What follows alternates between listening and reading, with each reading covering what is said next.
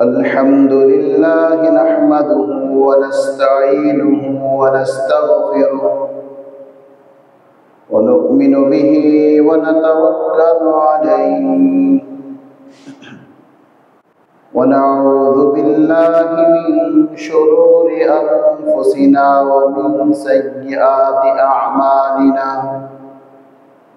من يهده الله فلا مضل له ومن يضلله فلا هادي له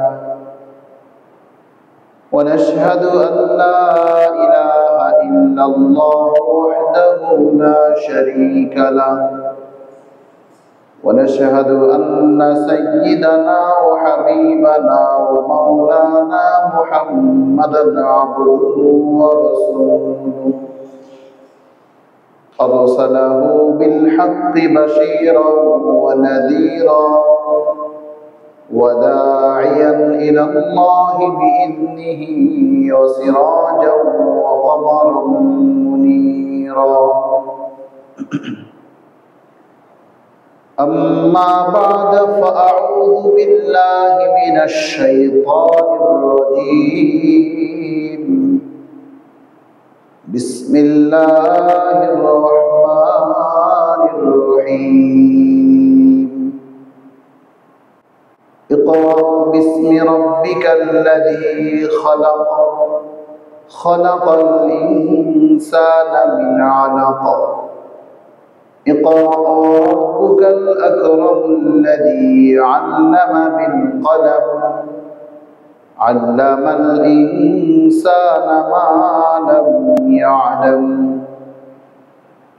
اللهم صل على محمد وعلى آل محمد كما صليت على إبراهيم وعلى آل إبراهيم إنك حميد مجيد اللهم بارك على محمد وعلى آل محمد كما باركت على إبراهيم وعلى آل إبراهيم إنك حميد مجيد ربي زدني علما رب اشرح لي صدري ويسر لي أمري واحلل عقدة من لساني يفقه قولي وبك نستعين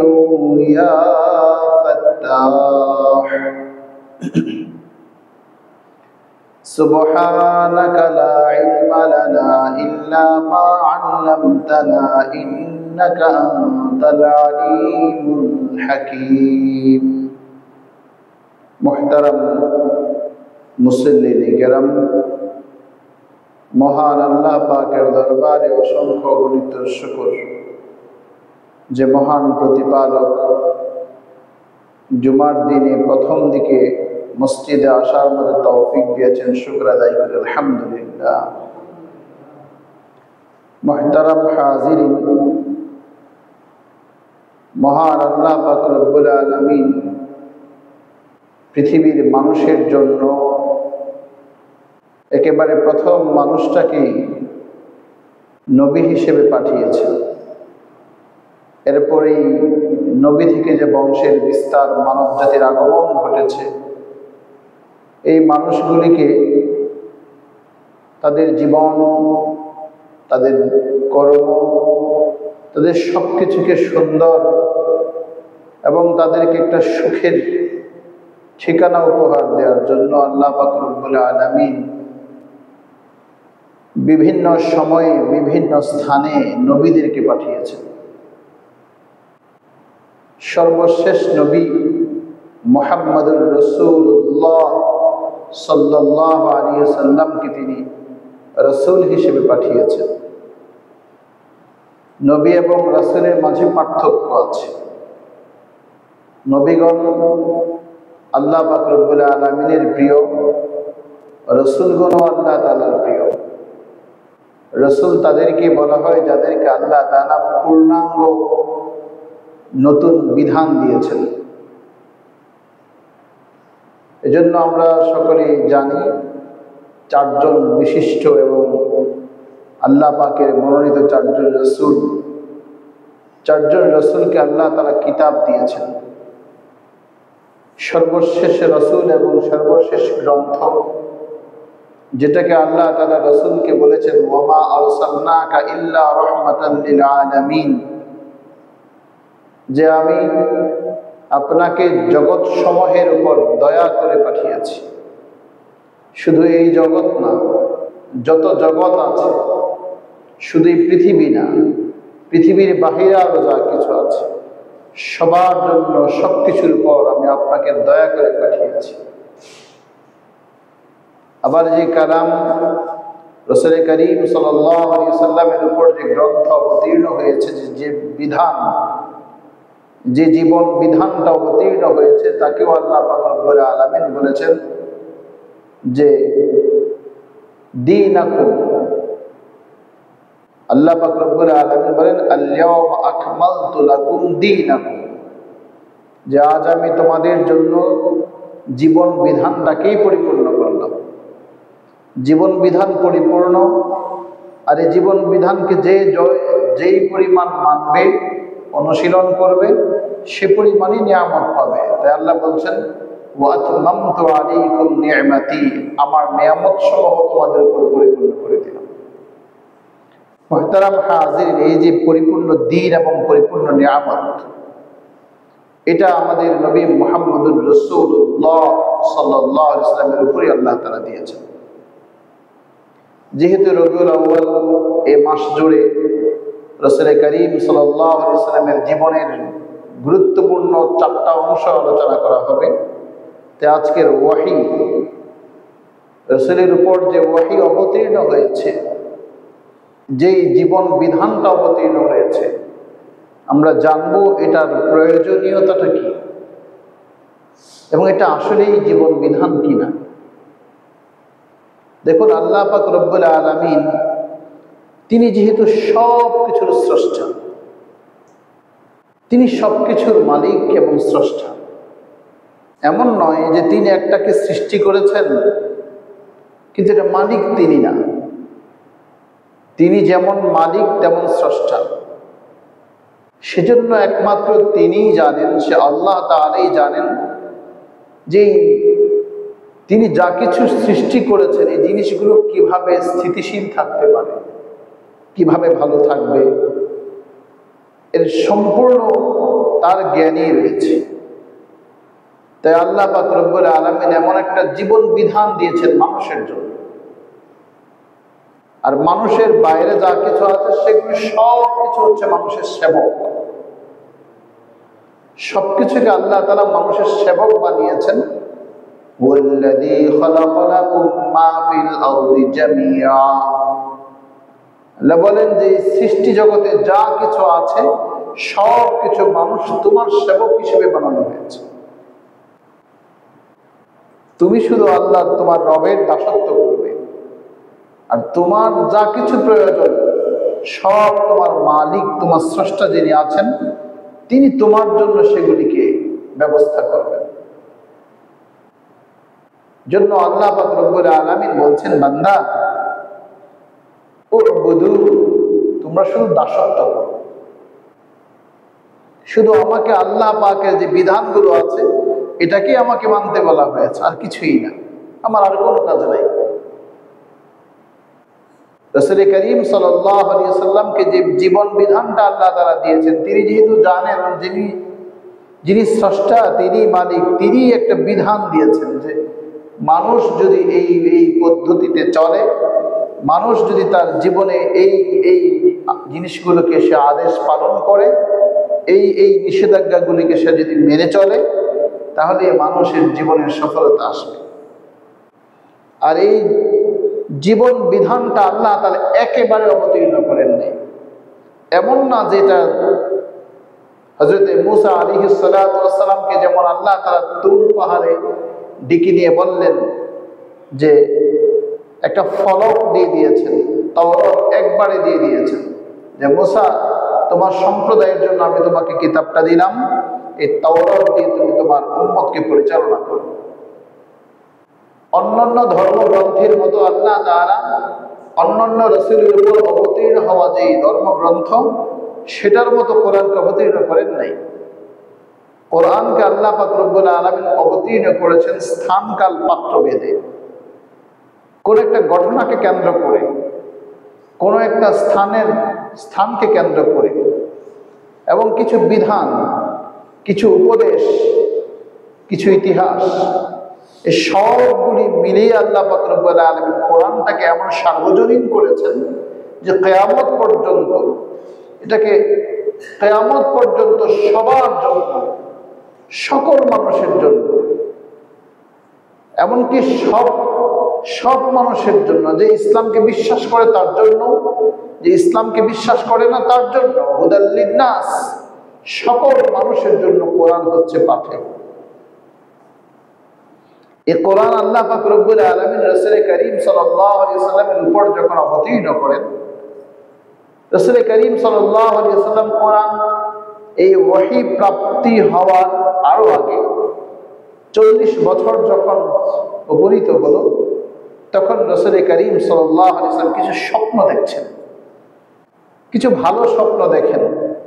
যে স্বপ্নগুলো তিনি রাতের বেলায় দেখেন, দিনের বেলায় সেই স্বপ্নগুলো বাস্তবে দেখছেন।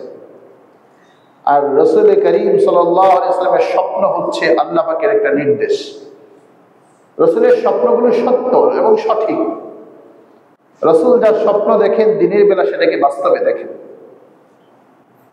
তো আমাদের নবী মুহাম্মদুর রাসূলুল্লাহ সাল্লাল্লাহু আলাইহি ওয়াসাল্লামের বয়স যখন 40 পার হলো, খুব চিন্তিত, একেবারেই তিনি খুব চিন্তায় বিভোর হয়ে আছেন।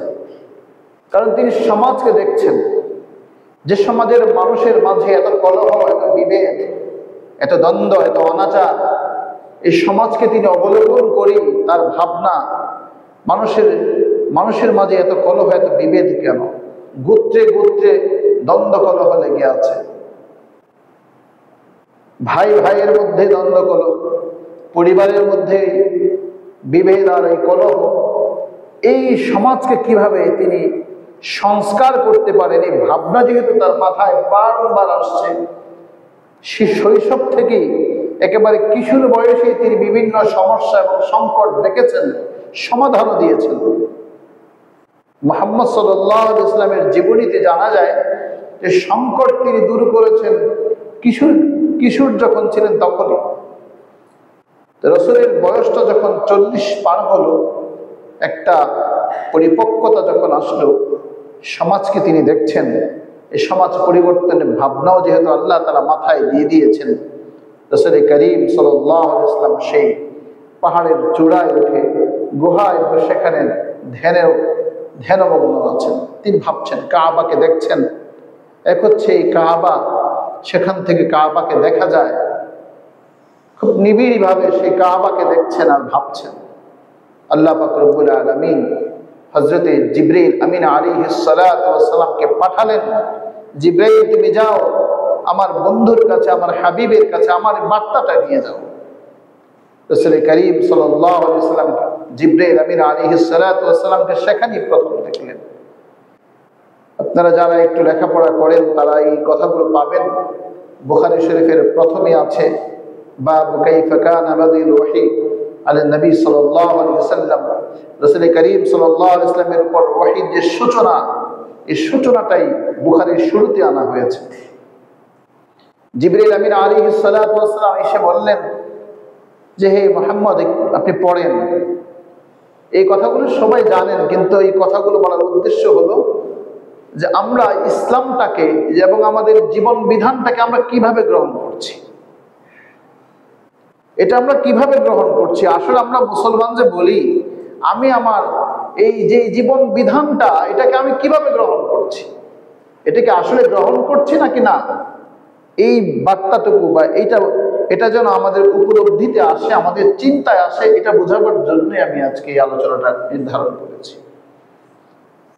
আল্লাহ পাক রব্বুল আলামিন জিবরীল আমিন আলাইহিস সালাতু ওয়াস সালামের মাধ্যমে যে ওহীটা দিচ্ছেন, প্রথমে হচ্ছে ইকরা, পড়ো, ইকরা পড়ো। রাসূল বলছে আমি পড়তে জানি না, যেহেতু রাসূল আক্ষরিক জ্ঞান তার নাই, কারণ পৃথিবীর কোনো মানুষ রাসূলের শিক্ষক না, সরাসরি আল্লাহ পাক রব্বুল আলামিন আল্লাহ নিজে শিক্ষা দিচ্ছেন। রাসূল বলেন, আদাবানি রাব্বি ফাআহসানা তা'দীবি, আল্লামানি রাব্বি ফাআহসানা তা'লিমি। আমাকে শিষ্টাচারিতা, ভদ্রতা শিক্ষা দিচ্ছেন আমার আল্লাহ। আদাবানি রাব্বি, আমার রব আমাকে শিষ্টাচারিতা, শিষ্টাচার, ভদ্রতা, এগুলো আমার রব আমাকে শিক্ষা দিচ্ছেন। পৃথিবীর কোনো মানুষের কাছ থেকে তিনি শিক্ষা পান না, কারণ পৃথিবীর কে তাকে শিখাবে? তিনি এমন এক প্রতিকূল পরিবেশে এবং প্রতিকূল জায়গায় অবতীর্ণ হয়েছেন, আল্লাহ পাঠিয়েছেন এই সমাজকে সংস্কার করার জন্যই তাকে পাঠানো হয়েছে। মুহতারাম ভাই, দোস্ত বুজুর্গ, আমি প্রায় সময় একটা কথা বলি, মধ্যযুগীয় বর্বরতা বলে যেটা বোঝানো হয়, এটা হচ্ছে এই একটা ভুল। মধ্যযুগে কখনো বর্বরতা ছিল না। মধ্যযুগ হচ্ছে বিশ্ব এবং আধুনিকতার উৎকর্ষের যে প্রধানতম স্থান হচ্ছে সে মধ্যযুগ। মধ্যযুগ পৃথিবীকে যা দিয়েছে এই যুগ তা দিতে পারছে না। মধ্যযুগ পৃথিবীকে অনেক কিছু দিয়েছে। মধ্যযুগের অবদান নিয়ে আজ আমরা বেঁচে আছি। এগুলো হচ্ছে কি জানেন? মধ্যযুগে ইসলামের মূল চেতনাটা ছিল, মধ্যযুগে ইসলামের চর্চা বেশি ছিল, মধ্যযুগে ন্যায় এবং ইনসাফ ছিল। সে কারণে সে মধ্যযুগের ঘটনা, ইতিহাস, ঐতিহ্যকে ঢেকে রাখার জন্য, প্রজন্মের জ্ঞানের বাহিরে রাখার জন্য সেইটাকে কলঙ্কিত করে, কলঙ্কের অধ্যায় হিসেবে সেটাকে নির্ধারণ করে দেখবেন পত্রিকায়, বিভিন্ন নিউজ পেপারে লেখা হয় মধ্যযুগীয় কায়দায় বর্বরতা। এটা হচ্ছে একটা ধোঁকাবাজি। দেখেন না, এখন দেখবেন মধ্যপ্রাচ্যের অস্থিরতা, একেবারে মাঝখানে, পৃথিবীর মাঝখানে অস্থিরতা। এই যে কাতার হামলা করেছে, ইসরায়েল এখন কাতারে হামলা করেছে, কাতার এই ফিলিস্তিনকে তো শেষ করিয়ে ফেলতেছে, একদম শেষ। এইগুলো হচ্ছে মধ্যযুগে, মানে পৃথিবীর মধ্যপ্রাচ্যে মাঝখানে অস্থিরতাই এই কেন্দ্রকে লক্ষ্য করে সবকিছু হচ্ছে। কারণ এই জায়গাটাই ছিল পৃথিবীর সবচাইতে বর্বরতা। আর এই জায়গার মানুষ, এখানকার মানুষকে রাসূল করিম সাল্লাল্লাহু আলাইহি ওয়াসাল্লাম সোনার মানুষে পরিণত করেছে। এই জায়গার মানুষ সোনার মানুষে পরিণত হয়েছে এবং মধ্যযুগটাই ছিল সোনালী যুগ। সেটাই ছিল পৃথিবীর সবচাইতে ভালো সময়। আরো সহজে বুঝবেন, আরো সহজে বোঝা যায় যেটা মানুষের একটা সময়, যে মানুষটা 60-70 বছর হায়াত পায়, তার যে মাঝখানের বয়সটাই সে অনেক কিছু করতে পারে। এই সময় সব উপার্জন করে, জ্ঞান অর্জন করে, অনেক ভ্রমণ করে, ক্ষমতা, অনেক কিছু সে এই সময়টা সে উপভোগ করতে পারে। শৈশবেও তেমনটা পারা যায় না, বার্ধক্যও পারা যায় না। মেরে মুহতারাম ভাই, দোস্ত বুজুর্গ, আমি যে কথাটা আমার আলোচনায় নিয়ে আসি সেটা হচ্ছে যে রাসূল করিম সাল্লাল্লাহু আলাইহি ওয়াসাল্লামকে ইকরা, পড়ো, এই আদেশের মাধ্যমে ওহীর সূচনা হয়েছে। রাসূলকে আক্ষরিক জ্ঞান দেওয়া হয় না, রাসূলকে দিয়েছেন আল্লাহ পাক রব্বুল আলামিন সেই লৌহে মাহফুজ থেকে জ্ঞান। আল্লাহ পাক রব্বুল আলামিন তার নিজস্ব জ্ঞানটা মানুষের জন্য যে জীবন বিধানটা তার পক্ষ থেকে যে বার্তাটা দিয়েছেন তা হচ্ছে ইকরা বিসমি রাব্বিকাল্লাযী খালাক, তুমি পড়ো তোমার প্রতিপালকের নামে, যিনি তোমাকে সৃষ্টি করেছে, যিনি সৃষ্টি করেছে। এখন আমরা এখন একটু পড়াশোনার ব্যাপারে আসি। আমাদের মধ্যে জ্ঞান চর্চা খুব কম। এখন আপনি প্রশ্ন করতে পারেন, হুজুর কি বলেন, জ্ঞান চর্চা কম, এটা আপনি কি বলেন? এখনকার ছেলে মেয়েরা যা জানে আপনি কল্পনাও করতে পারবেন না, তাদের মেধা, তাদের জ্ঞানের গভীরতা কতটুকু। আপনি আমাকে যদি বলেন, তাহলে আমি বলি কি জানেন, যে আপনার কথা আপনার দৃষ্টিকোণ থেকে সত্য হতে পারে। আসলে জ্ঞান কাকে বলা হয়? আমরা জ্ঞান কোনটাকে জ্ঞান বলি? ইকরা বিসমি রাব্বিকাল্লাযী খালাক, আল্লাহ বললেন তুমি পড়ো তোমার প্রতিপালকের নামে। আল্লাহ এই কথা বলেন নাই তুমি পড়ো তোমার স্রষ্টার নামে, তুমি পড়ো তোমার রিজিক দাতার নামে, তুমি পড়ো তোমার সেই বিচার দিবসের মালিকের নামে। এভাবে না বলে আল্লাহ বলছেন ইকরা বিসমি রাব্বিকাল্লাযী খালাক, তুমি পড়ো তোমার প্রতিপালকের নামে। অর্থাৎ বিসমি শব্দের অর্থ হচ্ছে তুমি তোমার প্রতিপালকের নাম স্মরণ করে তোমার পড়াশোনাকে শুরু করো। অর্থাৎ তোমার জ্ঞান অর্জন, তোমার অধ্যয়ন, তোমার পঠন, এটা যদি তোমার প্রতিপালকের নামে হয়, প্রতিপালকের কথা তোমার মাথায় রেখে যদি হয়, তোমার চিন্তা চেতনায় মস্তিষ্কে যদি সেই তোমার প্রতিপালকের কথা যদি থাকে, সে প্রতিপালকের নাম নিয়ে যদি শুরু করা হয়, তাহলে তোমার জ্ঞানের গভীরতা এবং জ্ঞানের শিকড় তুমি খুঁজে পাবে। আবার আল্লাহ বলেছেন খালাকাল ইনসানা মিন আলাক, সাথে সাথে মানুষকে জ্ঞান অর্জনের কথা উল্লেখ করে তার সৃষ্টির রহস্যটা, তার সৃষ্টির উপাদানটা বলে দিয়েছেন। সৃষ্টির রহস্য নয়, তার উপাদান, তার সৃষ্টি কোথা থেকে। খালাকাল ইনসানা মিন আলাক, হে মানুষ তুমি এমন পড়াশোনা করো না, জ্ঞান অর্জন তোমাকে যেন এতটা দাম্ভিক করে না তোলে, জ্ঞান অর্জন তোমাকে যেন এতটা পাহাড় সম অহংকার আর দাম্ভিকতায় তোমাকে উপনীত না করে যে তুমি সব অতীত ভুলে যাচ্ছ, তোমার অস্তিত্ব ভুলে যাচ্ছ, এমনটা যেন না হয়। সেজন্য আল্লাহ বললেন খালাকাল ইনসানা মিন আলাক, মানুষ তোমার সৃষ্টির উপাদান হচ্ছে একটা জমাট রক্তপিণ্ড থেকে তোমাকে সৃষ্টি করা হয়েছে। অন্য আয়াতে মানব সৃষ্টির রহস্য, এই যে উপাদানগুলো, সেটাও আল্লাহ উল্লেখ করেছেন, সেখানে আরো বিস্তারিত বলেছেন খালাকাল ইনসানা মিন আলাক, যে মানুষ তোমাকে সে রক্তপিণ্ড, যে জমাট রক্ত থেকে তোমাকে বানানো হয়েছে, এটা তুমি খেয়াল রাখবা, এটা মাথায় রাখবা। তোমার সৃষ্টি উপাদান কিন্তু তুমি অনেক অনেক কিছু, তা না। হাল আতা আলাল ইনসানি হিনুম মিনাদ দাহরি লাম ইয়াকুন শাইআন মাযকুরা, তোমার তো কোনো আলোচনার বস্তুতেই তুমি ছিলে না, তুমি তো কোনো আলোচ্য বিষয়ই ছিলে না। এখন আল্লাহ পাক রব্বুল আলামিন তোমাকে দুনিয়াতে পাঠিয়েছেন, তোমার জন্য পৃথিবীর সব কিছু আয়োজন করেছেন, তুমি আসলে জ্ঞান অর্জন করলে, আর একটু জ্ঞান অর্জন করে তুমি এত অহংকার, এত দাম্ভিকতা তুমি মনে করো সব। মনে রাখবেন, জ্ঞান যার যত বেশি, নমনীয়তা তার মাঝে তত বেশি। জ্ঞান মানুষকে বিনয় করে, জ্ঞান মানুষকে বিনয় করে, জ্ঞান মানুষকে নম্র ভদ্র বানায়। আপনি কখনো বিশ্বাস করবেন না, যেমন আগুন আর কি বলে কেরোসিন এবং পানি একসাথে করা যায় না, যেটাকে বলা হয় তেল পানি একসাথে করা যায় না, শুকনো লাকড়ি আর আগুন যেমন একসাথে থাকতে পারে না, শুকনো লাকড়ি আগুনের কাছে গেলে আগুন এই লাকড়িকে জ্বালিয়ে পুড়িয়ে ছাই করে দেয়, ঠিক দাম্ভিক এবং অহংকারী মানুষ জ্ঞানী আপনি যদি হাজার বার বলেন আমি বিশ্বাস করবো না। কারণ জ্ঞান, এখন জ্ঞান মানুষকে নমনীয় করে, জ্ঞান মানুষকে ভদ্র করে। এই জন্য আল্লাহ এই আয়াত থেকে এটাই আমাদেরকে ইঙ্গিত দেওয়া হচ্ছে যে তোমার সৃষ্টির উপাদানটা তুমি একটু বুঝো, জ্ঞান অর্জন তোমাকে খুব দাম্ভিক করে না তোলে। আল্লাহ বলেন ইকরা ওয়া রাব্বুকাল আকরাম, ইকরা ওয়া রাব্বুকাল আকরাম, যদি তোমার সৃষ্টির উপাদানটাকে মাথায় নিয়ে তোমার রব, যে রব তোমার জন্য সব কিছু আয়োজন করেছেন, সেই রবের নামে, সেই রবের বিশ্বাসকে হৃদয়ে ধারণ করে তুমি যদি পড়ো, ইকরা পড়ো ওয়া রাব্বুকাল আকরাম, সেই জ্ঞান তোমার রব তোমাকে সম্মান এবং মর্যাদাবান করে দিবেন। আজীব কথা। আরেকটু শুনেন না, এটা পরে আসছে। আল্লাহ বলছেন বান্দা তোমার যদি এইভাবে তুমি যদি জ্ঞানটা অর্জন করো, পড়ো, তাহলে এই জ্ঞান, এই শিক্ষা তোমাকে মর্যাদাবান করবে। ওয়ারাব্বুকাল আকরাম, তোমার রব হলো মর্যাদাবান, সম্মানিত। তো তুমি যদি তোমার রবের সম্মান আর মর্যাদা তুমি যদি চাও, তাহলে তোমার রবের নামে তুমি শুরু করো, রবের বিশ্বাস নিয়ে শুরু করো। কারণ তোমার রব মর্যাদাবান, সেই মর্যাদাবান রব তোমাকে মর্যাদাবান করে দেবে ইনশাআল্লাহ। আল্লাযী আল্লামা বিল কলম, এখন দেখেন এই জায়গাটা, আল্লাযী আল্লামা বিল কলম, যিনি শিক্ষা দিয়েছেন তোমাকে কলমের মাধ্যমে। এখন আসুন, কলম কি জিনিস?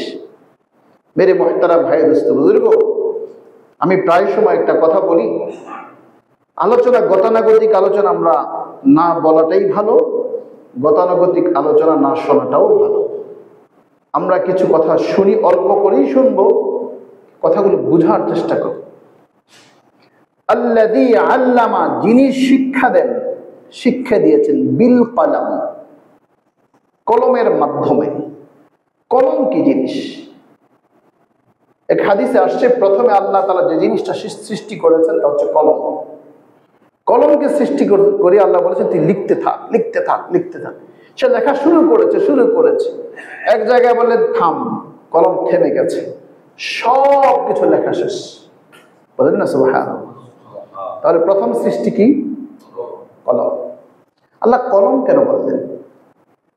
কলমের অনেকগুলো ব্যাখ্যা আছে, এর মধ্যে একটা হচ্ছে শিক্ষক। আল্লাযী আল্লামা বিল কলম। আমি আগেই বলেছি কলমের অনেকগুলো ব্যাখ্যা আছে, এর মধ্যে একটা হচ্ছে শিক্ষক। যে আল্লাহ তাআলা আমি যে শিখলাম, আমি যে আপনার সামনে বলছি কথাটা, কোরআনের আয়াত পড়ে পড়ে বলছি, বা আমি ব্যাখ্যা দিচ্ছি, হাদিস পাঠ করছি, এগুলি তো আমি শিখেছি। আমাকে কে শিক্ষা দিয়েছেন? আমার শিক্ষক। কি বলেন? শিক্ষক ছাড়া কে শিখতে পারবে? এটা শিক্ষক। এখন আল্লাহ আমাকে একটা মাধ্যমে শিক্ষা দিয়েছে, সেটা হচ্ছে শিক্ষক। আল্লাযী আল্লামা বিল কলম। এখন আল্লাহ বলেন আল্লামাল ইনসানা মা লাম ইয়ালাম। এই কলমের মাধ্যমে আল্লাহ মানুষকে এটাই শিক্ষা দিচ্ছেন যেটা মানুষ জানে না, জানতো না। আল্লামাল ইনসানা, তিনি মানুষকে শিক্ষা দিয়েছেন মা লাম ইয়ালাম, যা সে ইতিপূর্বে জানতো না। এই আয়াতগুলো অবতীর্ণ হয়েছে। এখন আসুন, পড়াশোনা সংক্রান্ত কতগুলো কথা আমাদের জানা বোঝা খুবই প্রয়োজন। আল্লাহ বলেন পড়তে, আমরা এখন পড়ি না। আমাদের এখন পড়াশোনা নাই। এখন পড়াশোনা কোথা থেকে হারিয়ে গেছে? পড়াশোনা কোথা থেকে হারিয়ে গেছে, এই প্রশ্নটা যদি কেউ করেন, তাহলে আমি প্রথম বলবো পড়াশোনা শিক্ষকদের কাছ থেকে হারিয়ে গেছে।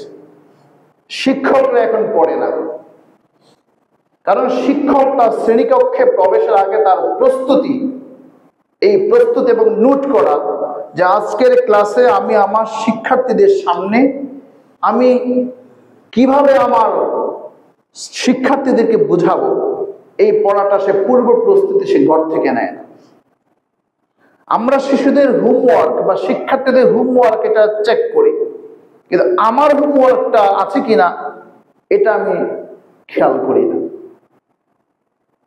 এটা আমরা খেয়াল করি না।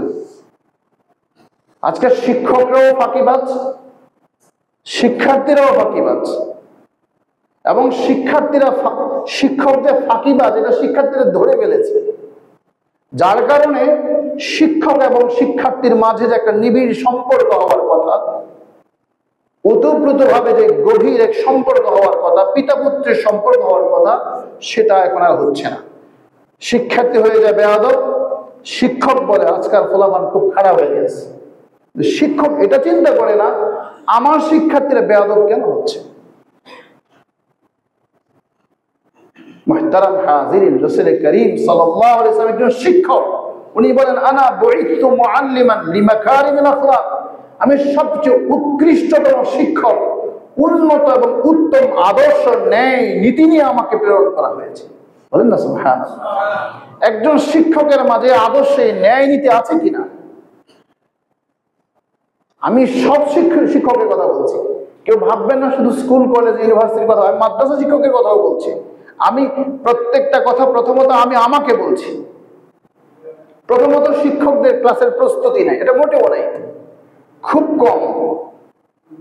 একেবারে বিরল এটা যে শিক্ষক শ্রেণীকক্ষে প্রবেশের আগে তার ক্লাসের প্রস্তুতি নিচ্ছেন। আমি যখন আপনাদের সামনে কথা বলছি, আমার এই আলোচনা সাজাতে হয়েছে, আমাকেও পড়তে হয়েছে, আমাকেও ভাবতে হয়েছে আমি কি আলোচনা করব, আমার প্রত্যেকটা আলোচনার ভিত্তি কি, দলিল কি, প্রমাণ কি, এটা আমাকে প্রস্তুত করতে হয়েছে। আর এই আমাদের এই শিক্ষা ব্যবস্থাটা এমন হচ্ছে কেন? ওই আল্লাহর নামে কিছুই নাই, সব হয়ে গেছে অর্থের নামে।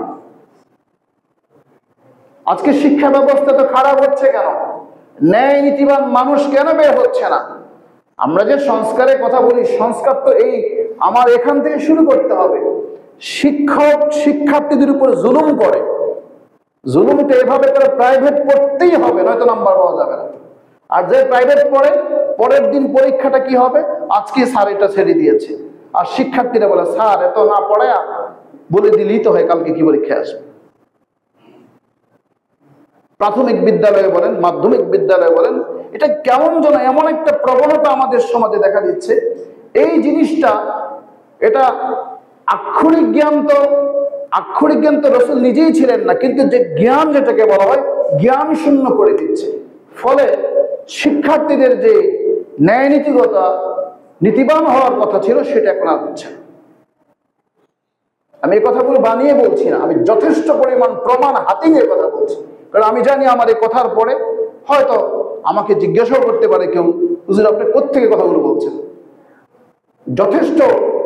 যথেষ্ট অধ্যয়ন করেই কথাটা বলছি। আদর্শ মানুষ গঠন হবে কিভাবে? শিক্ষক যদি আদর্শবান না হয়, শিক্ষক যদি ন্যায় নীতির উপর প্রতিষ্ঠিত অটল না থাকে, একজন শিক্ষক তো আগে অটল থাকতে হবে। রাসূল তো এই জন্য দৃঢ়তার সাথে বলছেন, আনা বুইসতু মুআল্লিমান, আমি একজন আদর্শবান শিক্ষক হিসেবে প্রেরণ করা হয়েছে। পৃথিবীর সব মানুষ তার ছাত্র।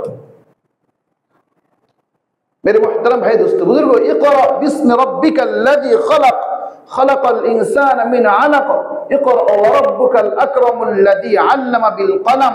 এই আল্লামা বিল কলম, আমার কলম যদি ঠিক না থাকে, আমার শিক্ষক সমাজ যদি ভালো না থাকে, আমার শিক্ষক যদি ভালো নীতির উপর অটল অবিচল না থাকে, সে যদি শিক্ষাদানের জন্য পূর্ব প্রস্তুতি না থাকে, যদি এমন হতো যে এমন করে যে টিউশনেরা যারা আছেন, এটিউ যারা আছেন, কিংবা মাধ্যমিক শিক্ষক যারা আছেন, তারা যে হঠাৎ করে কোন স্কুলে ঢুকে বলতেন, এই শিক্ষক আপনার নোটটা দেখান, আপনি কি প্রস্তুতি নিয়ে আসছেন আজকের ক্লাসে,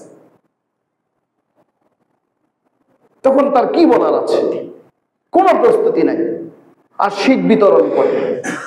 এই যে একটা শিক্ষা বাণিজ্য, এই শিক্ষা বাণিজ্য দেখেন, কিন্ডারগার্টেনে খুব ভালো পড়াশোনা হয়, খুব ভালো পড়াশোনা, হাতের লেখা সুন্দর, বাচ্চারা অনেক ভালো কিছু পারে। অথচ গভর্নমেন্ট স্কুলগুলোর অবস্থা এমন হচ্ছে কেন? কারণ সেখানে সবাই কেউ, আমি একেবারে ঢালাও বলে সবাইকে বলছি না, কিছু কিছু হয়তো ভালো মানুষের সংখ্যা কম, মন্দের সংখ্যা বেশি, নয়তো ভালো মানুষের সংখ্যা বেশি, মন্দের সংখ্যা কম। যদি মন্দের সংখ্যা বেশি হয়ে থাকে, ওই ভালো মানুষগুলোর কাজ হচ্ছে মন্দদের সাথে আলোচনা করে তাদেরকে ভালো করা। আর যদি ভালো সংখ্যা বেশি থাকে, তাহলে ভালো মানুষের কাজ হচ্ছে ওই মন্দগুলোকে ভালো করা অথবা মন্দগুলোকে ছাঁটাই করা। নয়তো শিক্ষা প্রতিষ্ঠান যদি আপনি ভালো করতে না পারেন, এই শিক্ষার্থীরা যখন বুঝে আমার শিক্ষক প্রাইভেট পড়লে নাম্বার দেয়, নয়তো দেয় না। শিক্ষার্থী যখন জানে আপনি প্রশ্ন আউট করলে পরে সকাল সকালে লিখতে পারবে, সে পড়বে কেন? আপনি কেমন শিক্ষক? আপনি গোটা রাষ্ট্র, একটা মানব সভ্যতাকে আপনি ধ্বংস করে দিচ্ছেন। শিক্ষক নামে কলঙ্ক। এই শিক্ষক জাতির মেরুদণ্ডকে ভেঙে দিচ্ছে, এরা শিক্ষক নামে কলঙ্ক। এজন্য শিক্ষক মন্ডলী যারা আছেন, আমি একজন শিক্ষক, আমি আমাকেও বলছি, আমি সবাইকে, আপনি সেই শ্রেণীকক্ষে 40 মিনিটের যে সময়টা আপনি 30 মিনিট পড়ান, প্রস্তুতি এমন ভাবে নেন আপনার শ্রেণীকক্ষে সেই একেবারে নিম্ন স্তরের যে ছাত্ররা, গবেট ছাত্রটা আছে, সে যদি আপনার পাঠদানটা বুঝে, তাহলে আপনি শ্রেষ্ঠ শিক্ষক, নয়তো নয়। ক্লাসের একেবারে প্রথম শ্রেণীর যে ছাত্রটা আছে, যার রোল নম্বর 1, 2, 3 হয়, সে যদি বুঝে, তাহলে আপনি দক্ষ শিক্ষক, তা না। একেবারে সেই পিছনের বেঞ্চে থাকা একবার সবচেয়ে দুর্বল ছাত্রটা যদি আমার পাঠদানটা সহজে বুঝে নেয়, তাহলে আমি দক্ষ শিক্ষক। এজন্য মুহতারাম হাজিরিন, আসুন আমরা যারা আছি, আমাদের শিক্ষক, অভিভাবক, ছাত্র, সবাইকে সচেতন হতে হবে, সবাইকে সচেতন হতে হবে। আরেকটা ভালো, প্রত্যেকের ঘরে শিক্ষিত বউ আছে, এটা তো আমি স্পষ্ট বলি। যখন ছেলেকে বিয়ে করাতে যায়, তখন মেয়েটা পড়াশোনা কতটুকু করেছে, মাস্টার্সের রেজাল্ট কেমন, তার এইচএসসি রেজাল্ট কেমন, সব দেখেন। কিন্তু এই বউ যখন সন্তান তার দুনিয়াতে আসে, সে বাচ্চাকে সময় দেয় না, সে ওই প্রাইভেটের পিছনে সন্তানকে নিয়ে ঘুরে।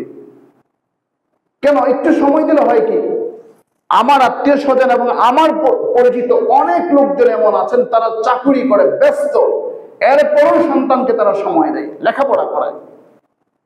এ কথা বলার উদ্দেশ্য হচ্ছে, পরিবারের অভিভাবকরা সন্তানদেরকে সময় দেয় না, কোচিং মুখী, প্রাইভেট মুখী করে দেয়।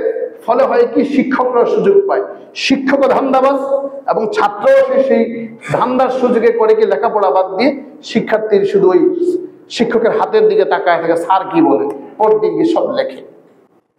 এর জন্য মেরে মুহতারাম ভাই, দোস্ত, বুজুর্গ, আল্লাহ পাক আমাদের সকলকে ইকরা বিসমি রাব্বিকাল্লাযী খালাক খালাকাল ইনসানা মিন আলাক ইকরা ওয়া রাব্বুকাল আকরামুল্লাযী আল্লামা বিল কলম, যে শিক্ষা আল্লাহ তাআলা কলমের মাধ্যমে দিয়েছেন, আল্লামাল ইনসানা মা লাম ইয়ালাম, যেটা মানুষ জানতো না, সে জ্ঞানের ভান্ডার, সে জ্ঞানের ভান্ডারের চাবি যদি আমরা পেতে চাই, তা নিরলস ভাবে, নিবিড় ভাবে আমাদের সকলকে শিক্ষার জন্য নিবেদিত হতে হবে।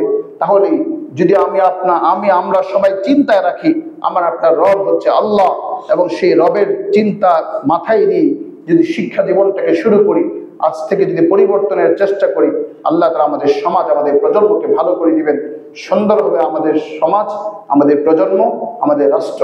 তাহলে আমরা কাঙ্ক্ষিত সুখের নিরাপদ রাষ্ট্র গড়ে তুলতে পারবো যদি শিক্ষক সমাজ ভালো হয়। আল্লাহ আমাদের সকলকে আমলের তৌফিক দান করুন। ওমা আলাইনা ইল্লাল বালাগ। ক্বাবলা জুমআ 4 রাকাত সুন্নাত।